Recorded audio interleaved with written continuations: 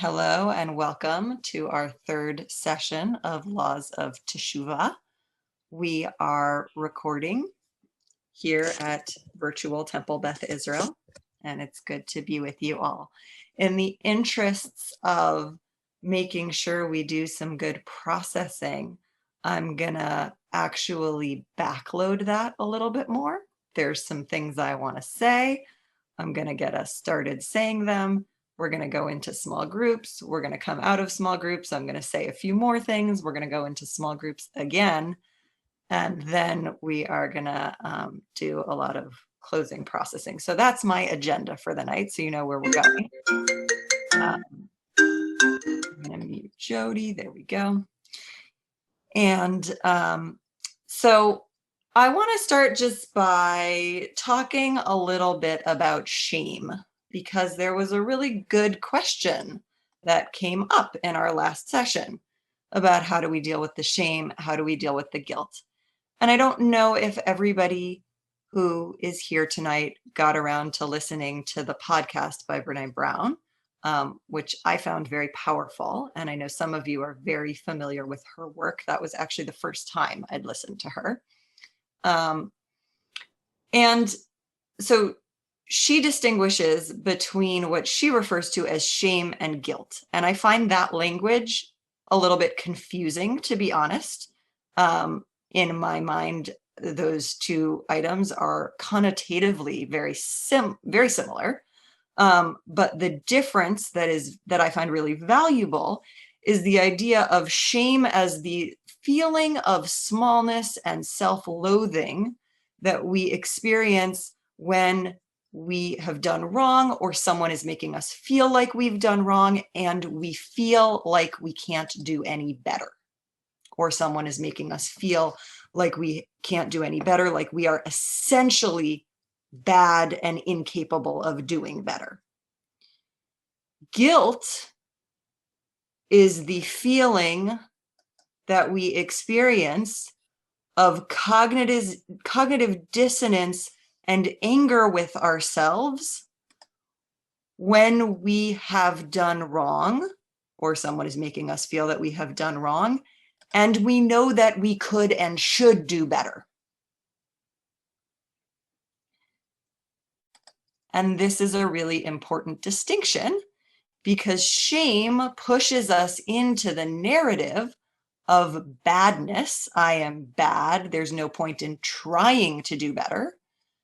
Whereas guilt in this framing pushes us, if we can stick with it, to the place of I can do better and I should do better, and I'm going to rigorously question myself about why I didn't do better and demand of myself that I do better in the future. So, it's interesting for me, having listened to this podcast from this somewhat scientific perspective, to realize that, as I would put it in my rabbinic lane, what Dr. Brown is talking about is Teshuva. Guilt is about reminding ourselves that we have the capacity to do better, and that we are upset with ourselves because we haven't done as well as we can, but we want to renew our commitment to doing as well as we can. So I'm not going to go into the details of all the tips that she describes for moving from the shame reaction to the more productive guilt reaction. But for the rest of the purposes of this class, I'm going to change the language just because I still find it confusing. So instead of saying guilt reaction, I'm going to say Teshuva reaction. So from the shame reaction to the Teshuva reaction. And in her podcast, Dr. Brown describes a lot of tools for how we can move ourselves and train ourselves from a shame reaction to what I am choosing to call a Teshuva reaction. That said, so for our first breakout small group discussion, I'd like you to consider, some of you may have in advance of this class attempted to fill out the Al-Chet worksheet, attempted to think about how has your own relationship with racial justice or racial injustice been harmful, not only to people of color, but to yourself, to people you love, to the whole world? And so I'm going to ask you to consider, I'm typing this in the chat right now, and you'll be able to refer to that even when you're in small groups. As you consider your own history regarding racial justice and injustice, what shame comes up? What guilt? How do you move from shame to guilt? And I'm also going to add what makes it difficult, what tempts you from teshuva, from guilt, away from that path.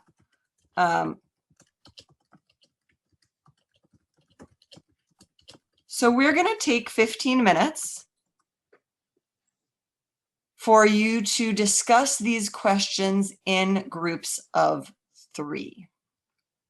And I'm going to try in a moment to create these groups in ways that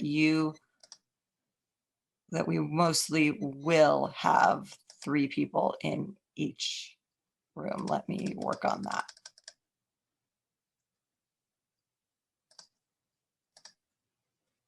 And sorry, give me a moment. Is anybody here signed in on 2 devices that I should be noticing? No. Okay.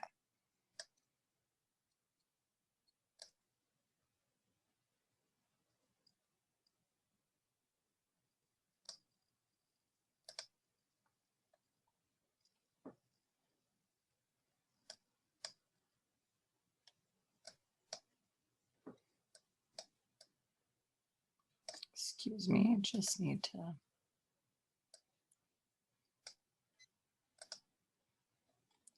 Okay. I'm opening all rooms, and you're going to have 15 minutes. I will let you know when 5 minutes have passed, and then again when 10, to make sure everyone has a chance to talk. Tom, I can't. Hello, friends. Welcome back to our group, our whole group.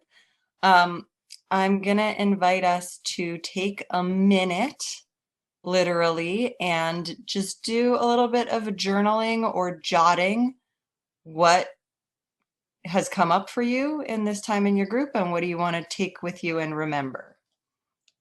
So I'll set an alarm for a minute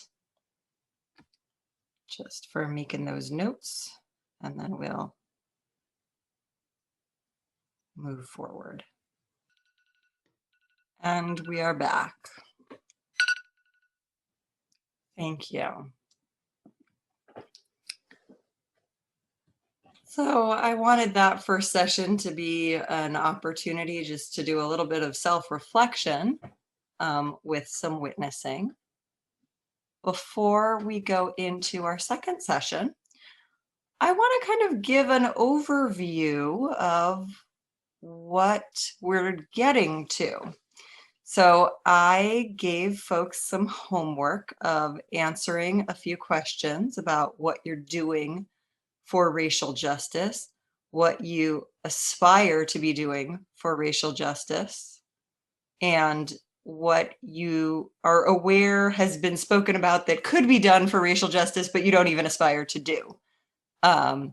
Before we get there, before we talk about that, though, I want to sort of frame the conversation and how we're getting there in Jewish Teshuva terms. I did see a hand, though. Kel, did you mean to say something? No, okay.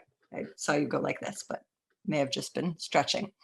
So I'm going to work a little bit backwards. We last week talked about Rabbi Avi Killip's excellent article analogizing our own possibly racist behavior to 3 different kinds of destructive oxen. There is the Karen, meaning horn, not meaning clueless white lady, who is deliberately trying to cause damage, angry, resentful, destructive, whatever human emotions we might put on an ox. There is the regel, the one who causes the ox who causes destruction by the way oxen are always he, yes, by the way he walks in the world. And there is the Shane tooth, meaning the one who causes destruction in the course of pursuing his own pleasure. And Rabbi Killip analogized these in like delightful and interesting ways, the clueless things we do, the ways we seek our own advantage, whether that's in jobs or universities or whatever, that would be Shane, that would be tooth, the ways we actually maliciously cause harm, which is generally the smallest category, especially among people who think of themselves as progressive, think of ourselves as not racist. So there's a piece that she references in her article when she comes back to the owner's responsibility for the ox, which is that ultimately, when the Talmud is talking about these oxen, they are talking about the owner's responsibilities, because oxen are animals and humans are not. And so there is a certain limitation to this metaphor that I think we should make explicit as we talk about this, which is that oxen may have ways that they walk in the world that are just the ways oxen walk in the world, and may not have capacities to be aware of certain things, to tell the difference between a tended lawn and a patch of meadow, right? But human beings tend to be conditioned to how we walk in the world. And if we are walking through somebody's garden with a certain disregard for the gardenness of that garden, it's probably because we have been actively conditioned to only recognize certain spaces as gardens worthy of respect. But that doesn't mean that that's necessarily natural to the way we're going to walk in the world in the way that it is for an ox. So this may be belaboring the metaphor too much, and I accept that. But for those who find this valuable, I'm going to suggest that as we use this metaphor of the ox, we not think of ourselves as the ox, we think of our racial conditioning as the ox, and we think of the enlightened selves that we aspire to be as the person who works with the ox, the human being who is responsible for the ox, because the racial messages that we have received may never communicate that a certain behavior is not okay. May always communicate, I should say, that certain behaviors vis-a-vis BIPOC people are okay or are normal, or we don't even notice. But we are not oxen, we are human beings, and we have the capacity to recondition ourselves. So, as we think about this kind of harm, the idea is, as we do Teshuva, as we seek to be more aware, that there are fewer and fewer behaviors that we can legitimately refer to as regel, as it's just the way I walk in the world, because we are consciously challenging our own conditioning of how we walk in the world. I'm going to pause and just see, does that make sense? Are you with me? Did I belabor the ox metaphor too much? Okay, great. So moving backwards in our class chronology, but forwards in sort of time and discussion, we come to, okay, we've done something wrong by how we've been in the world, whether it's regel, Karen, or Shane, whether it's our appetites and our own striving, or our unconsciousness, or our actual malice. And then we want to do Teshuva. And so we discussed in the abstract many of Maimonides' Hilchot Teshuva, his laws of Teshuva, in our first class. And I'm going to have us take a look at them again. So particularly, we struggled with halacha 4. Among the ways of Teshuva are for the penitent to constantly shout before God with crying and pleading, and to do Teshuva according to her ability, to distance herself very far from the thing in which she had sinned, to change her name, meaning to say, I am someone else and I am not the same person who did those things, and to change all of her actions for good and onto the straight path, and to go into exile, because exile atones for sins, since it forces her to bow and be humble and low of spirit. So I suggested that we loosely translate this, read it as metaphor. So I'm going to take us through it again, sort of in the metaphorical reading that I find valuable.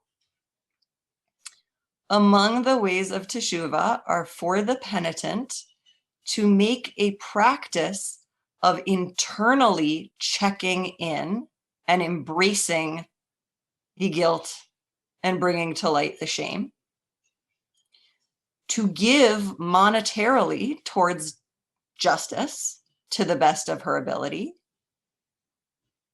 to take some space where she specifically refrains from the behavior and the kind of interaction where she transgressed, to set an aspiration for a different kind of behavior, and to be very mindful of how she tells the story of who she is and what she has done, to create a discipline and accountability structure for acting differently in the future, and to deliberately leave her comfort zone, because when we leave our comfort zones, we have to force ourselves to grow.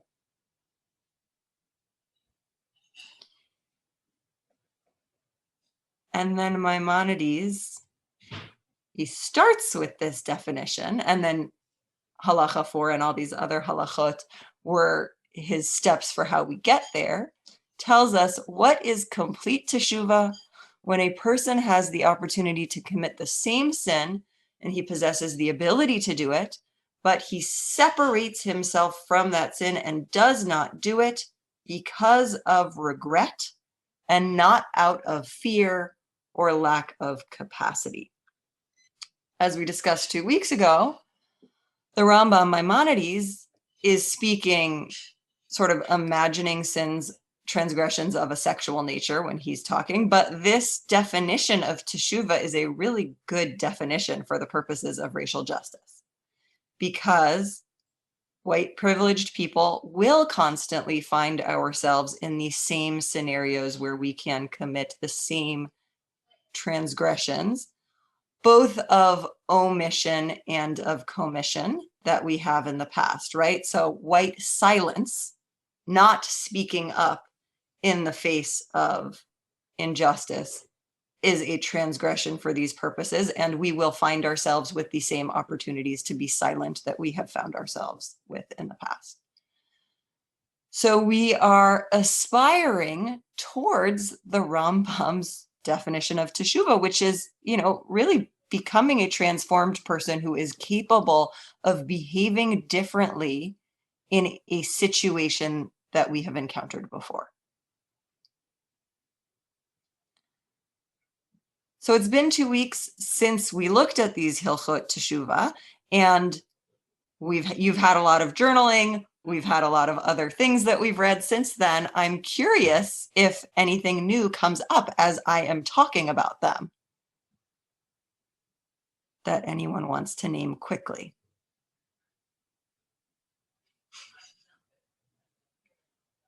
Okay.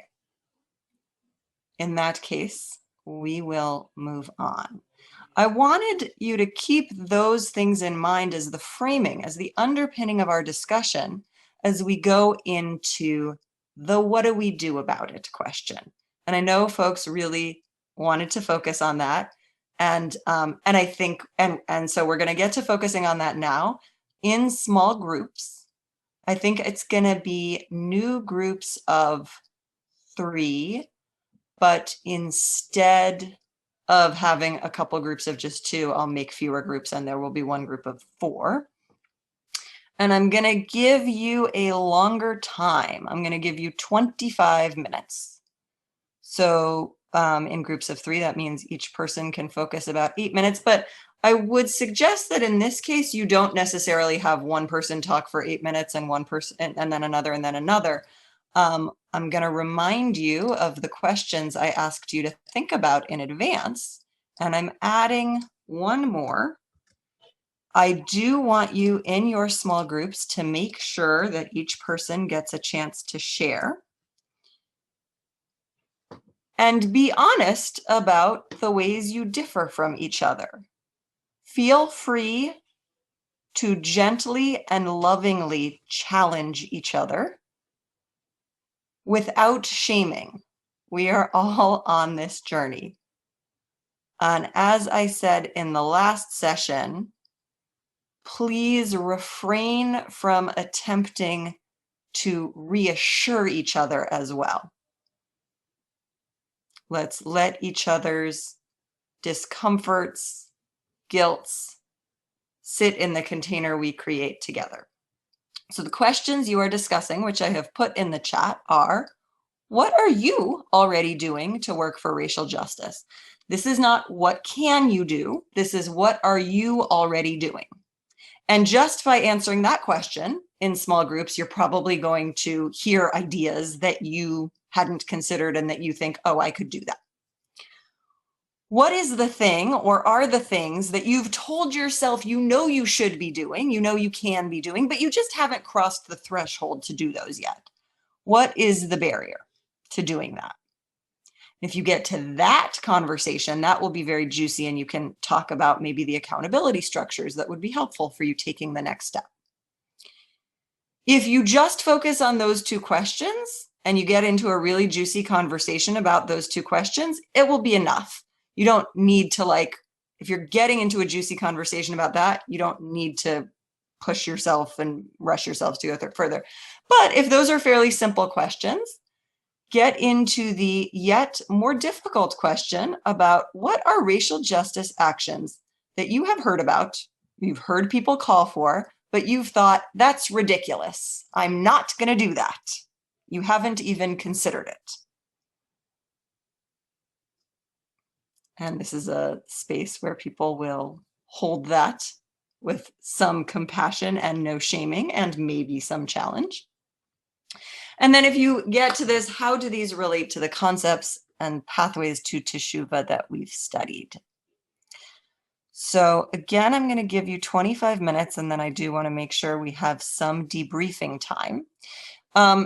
This one, I encourage you to think about it, you know, as a group. Maybe I'd love to hear the groups report back on like really good action ideas you have that you want to share with the rest of the group, and accountability ideas that you have that you want to share with the rest of the group. Sound good? Any questions? Okay. Gonna break you up, and I'm not going, no, I will send you reminders at about halfway, just in case you haven't gotten to question 2. I'll just tell you when we're about halfway done. Okay. Welcome back from your breakout rooms, friends. I'm seeing a note in the chat about grieving with each other. So I want to note that one of the things that is challenging about the structure of talking about our own, you know, shame and teshuva, and then talking about what can we do about it, is that it creates this impression that like we do that work of grieving and then we move on and do the work of figuring out what we do about it. These things will continue to coexist within us indefinitely. We hold space for both. And I think I mentioned last week the metaphor of us as Yisrael. Our ancestor Jacob wrestles with an angel and receives the blessing, V'tuchal, you have wrestled with divine beings and you can. And I believe it's Dina Weiss from the Hadar Institute has this beautiful drash that actually it might be Avital Hachstein.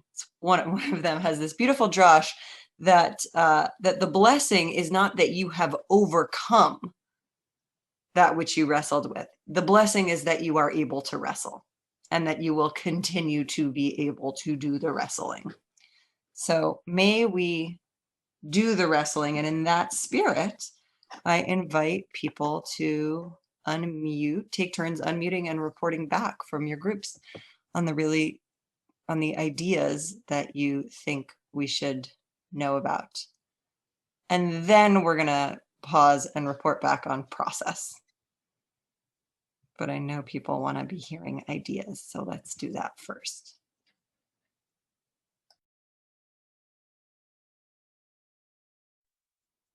Rabbi, I can share from our group.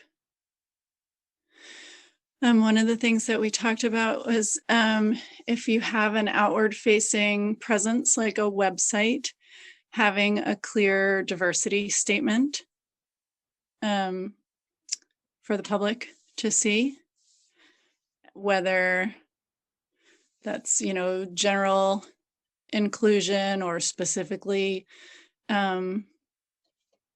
supporting the BIPOC community, that was one thing that folks do and can do. Another one is that I am part of a care squad. So it's a group of folks who support one individual a month. It's organized by an Indigenous friend of mine who identifies somebody in her community who's a BIPOC woman, usually a mom, who's doing good work in the community and could use support. And so one day a month, that group cooks her a meal, cleans her house, and usually sends her out for some nice pampering while that's happening. So I appreciate that because it's local, because it's, taking care of a neighbor, and contributes to healing. And those were the two ideas we discussed. Thank you, Alexis. We were perhaps a little more esoteric, if that's the right word. And kind of two of the things that I took away from our group were believing people's stories when they tell you their experience. Believe them and listen to them and kind of sit with their truth in order to move it, period. Actually, not in order to, I'm very outcome driven. So not in order to do anything, just believe their stories and start there, believe people about their experiences. And another thing that came up was a lot of self-reflection in terms of like strengthening your relationship with Hashem and how to take it. This is someone else's idea, so they're welcome to interrupt me if I'm misframing it. But just how to take kind of holiness with you into all of your experiences and come in assuming the best or expecting the best and strengthening. Oh, I'm sorry, what? Oh, I was just going to say that's really good. I like that. Yeah, I very much appreciated hearing it from my group member for sure. It was something I hadn't considered in that lens. Yeah, so believing people's stories and coming in with like the holy intention just into all of our experiences. And yeah, believe some of the ways of believing people's stories, I guess, were like following people on Instagram who have totally different experiences than you and might make you uncomfortable, or reading stories and listening to stories, and then amplifying those voices that might otherwise be silenced or not supported. So yeah, I think those are, Devin and Tom are welcome to tell me if I did it wrong, but those were kind of the things that I took away from our conversation. In the interest of time, I'm actually going to say they're not welcome to tell you that you've done wrong. That sounded great. And let's hear from another group. Thank you, Caitlin. I can go. So someone in our group was saying that they thought it was arrogant of white people to think that we knew what to do, or had something to contribute. And so I described an organization that I'm part of that Sabina is also active in, called SURGE, Showing Up for Racial Justice.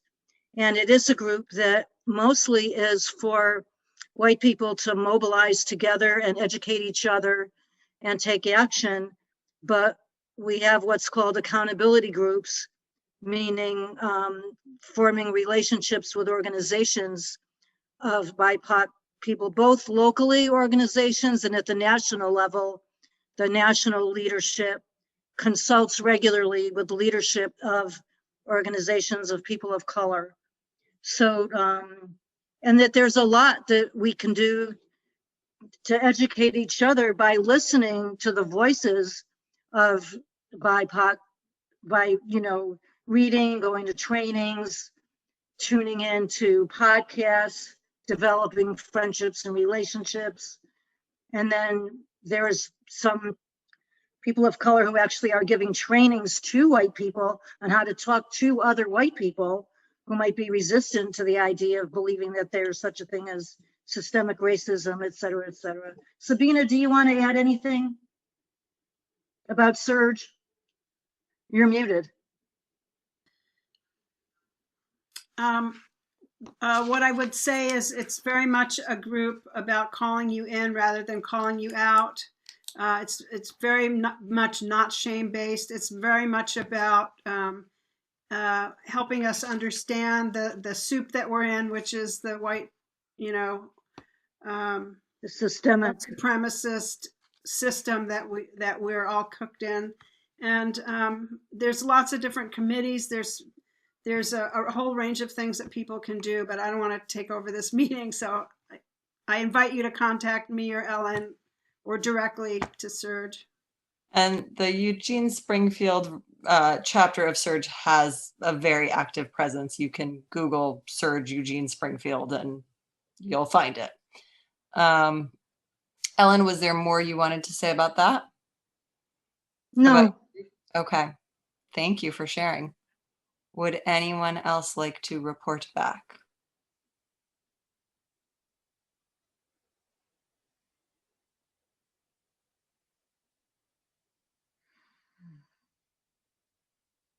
What's that about? Do you guys want me to go? I don't know. We were okay. So I don't want to speak for other people, but I will say that I kind of got elected to speak, but I'm the only one that actually grew up in the United States in our group, if that's okay to say. So some people had different personal experiences. And if you guys want to jump in and share, please feel free. But so we talked about that for quite a while and people's personal experiences. And then we also talked about what a couple of actions that people wanted to take were getting into more translation for Latin American communities, and also so like medical and judicial like translation, so that was more accessible. And we also talked about undocumented people not being able to get driver's licenses and how many problems that causes. So people wanted to volunteer there, and also tutoring for people who couldn't afford tutoring came up. So you guys want to jump in at all? I hope I didn't misrepresent anybody. Thanks, Virginia. Again, I'm going to ask folks not to jump in since we are actually short on time, and I want to make sure every group is represented.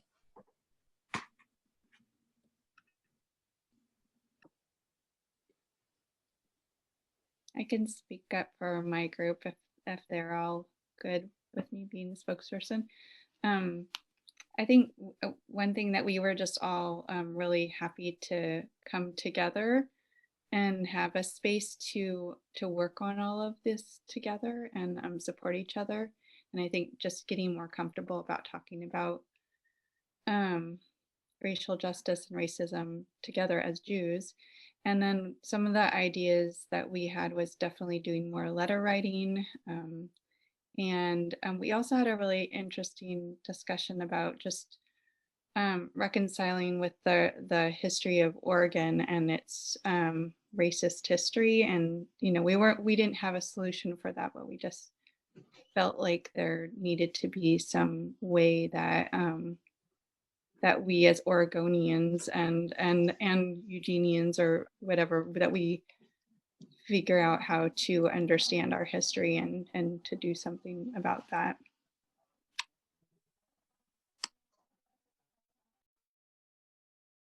Thanks, Maria. I think there's two groups that have not reported. And let's dispense with the, do you want to go? Do you want me to go? Just, if you're willing to talk, and it means that the rest of the group is willing for you to be the speaker because they haven't spoken up yet either.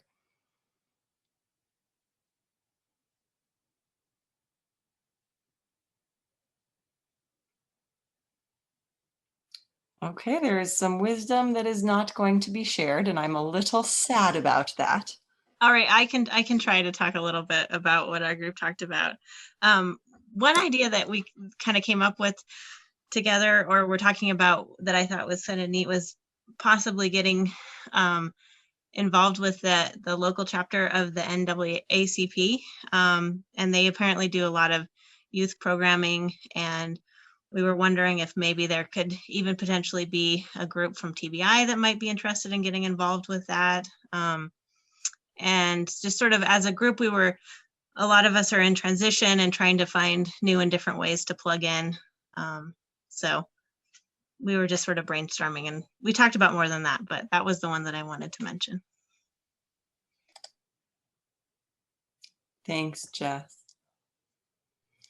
I apologize for being reticent, but I'm going on very little sleep, and I couldn't coherently summarize what we talked about, but it felt good.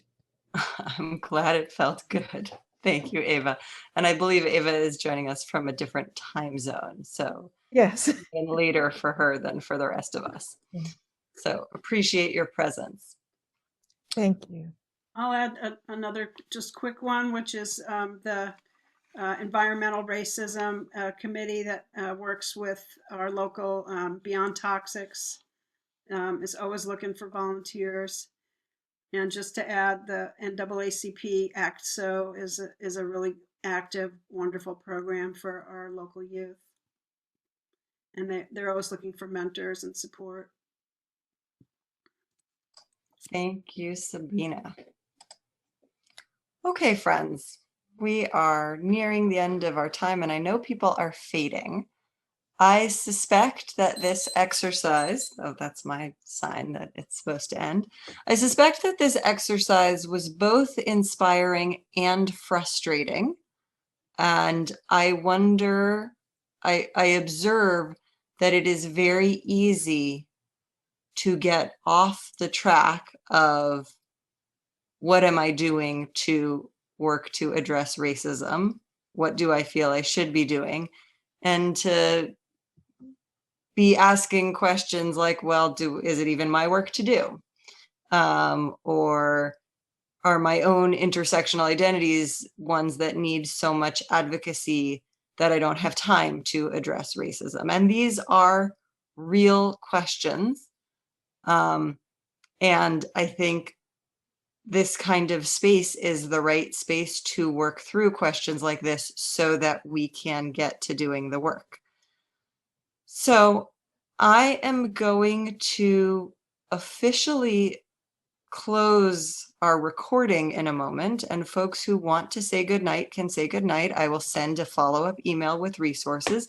Folks who want to stay on longer and discuss process will be welcome to stay on longer and discuss process. I will say the work is ongoing, and one of the most important things we can do as people with some significant white privilege is to process these questions about our reluctance, our hesitance, our ignorance about racial justice work with other white people in spaces where we can be honest and uncomfortable so that we can move through some of that and get more into showing up to the work such as it is. In that spirit, I'm actually going to just activate a brief poll before I close.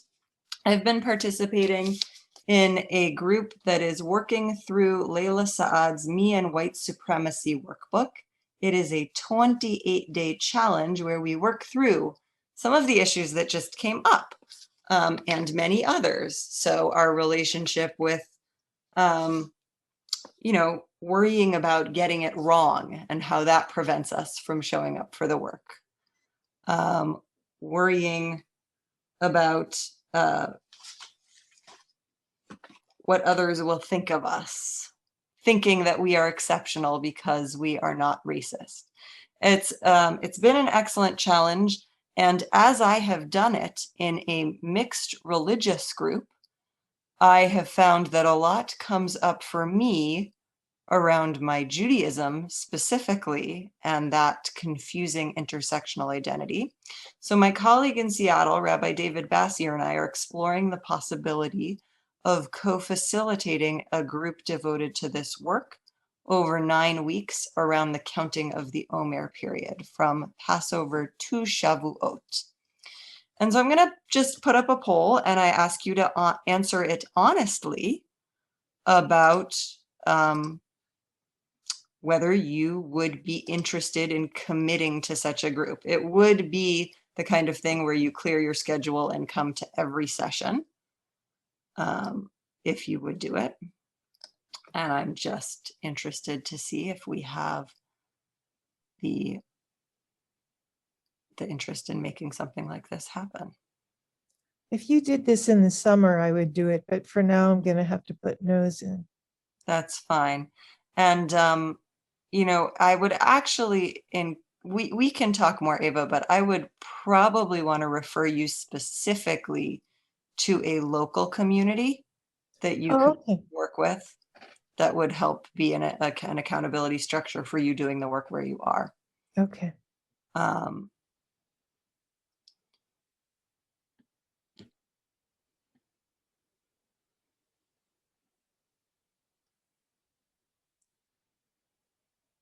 And this will be just the first. If we run this time, we'll make it work this time, and then I will probably offer it again. Okay. If not in the summer, then in another year. Yes, for me, another time would be worthwhile. So And great. I'm not taking the no's personally. I trust that you will message me privately if I should take the no personally. Otherwise, no need to explain the no's. We are still recording, everyone, by the way. So it's a once a week it is a daily journaling prompt. Well, the way we'll structure it would be about every other day journaling prompt and a once a week meeting. Thank you. I'm interested, but I'm primarily interested because I'm intellectually curious about what you're going to say about the Sphirot and how you're going to relate it to the issue. This is not going to be about counting the Omer. Counting the Omer is a time period when we work towards greater liberation and towards our own capacity to receive revelation. The work is revelatory. That is its relationship to counting the Omer. It is in no other way going to be tied to counting the Omer. So if you already indicated yes, Tom, you can privately in the chat let me know that. And I think everybody who is going to fill out this poll has filled out the poll, so I will end my polling.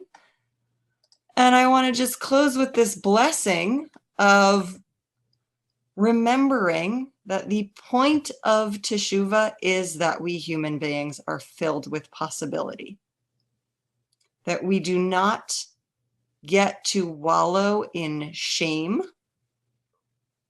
around our innate flawedness,